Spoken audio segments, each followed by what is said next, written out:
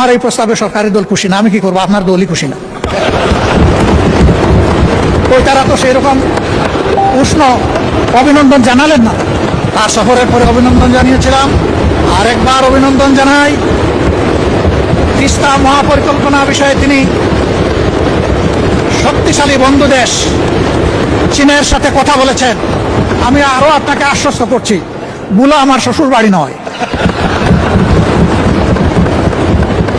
এই জন্য আমাদের নিয়ামতের খনি এই বুলা যেন আর উপেক্ষিত না থাকে। এই বুলার সেতুটা আসলেই একই একটা সম্ভাবনার স্বপ্ন। এই সেতু বাস্তবায়ন হোক। আমার এই প্রস্তাবে সরকারি দল খুশি না। আমি কি করবো? আপনার দলই খুশি না। ওই তারা তো সেই রকম উষ্ণ অভিনন্দন জানালেন না। মাননীয় স্পিকার, আমি আরো আপনাকে আশ্বস্ত করছি, বুলা আমার শ্বশুর বাড়ি নয়।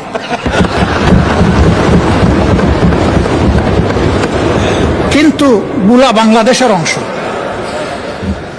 বাংলাদেশের প্রতি ইঞ্চি জায়গাকে আমি বিশ্বাস করি এই 350 বা 348 জন সংসদ সদস্য অন্তরে ধারণ করেন। আমিও ধারণ করি, তাই আমার দায়বোধের জায়গা থেকে আমি কথাগুলো বলি।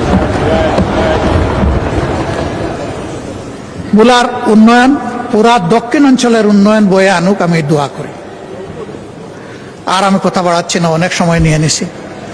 আপনি আনলিমিটেড দিয়েছিলেন, আসলে আমি আনলিমিটেড করে ফেলেছি।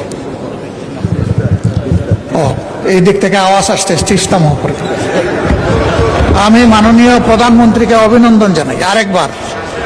তার সফরের পরে অভিনন্দন জানিয়েছিলাম, আরেকবার অভিনন্দন জানাই।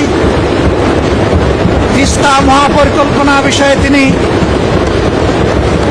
শক্তিশালী বন্ধু দেশ চীনের সাথে কথা বলেছেন এবং পানি সম্পদ মন্ত্রী গতকাল তার বক্তব্যে আশ্বস্ত করেছেন যে ইনশাল্লাহ যে নামেই হোক কাজ শুরু হয়ে যাবে। আমরা নামের কাঙ্গাল নই, আমরা কামের কাঙ্গাল। কামটাই দেখতে চাই। নাম নিয়ে শেষ কথা বলে আমি বিদায় নেই। আমি সিলেটের মানুষ, চাকরি করেছি সুনামগঞ্জ, আমার বাড়ি মৌলভীবাজার, বিয়ে করেছি সিলেট জেলায়। 3টা জেলা আমার কাভার হয়েছে।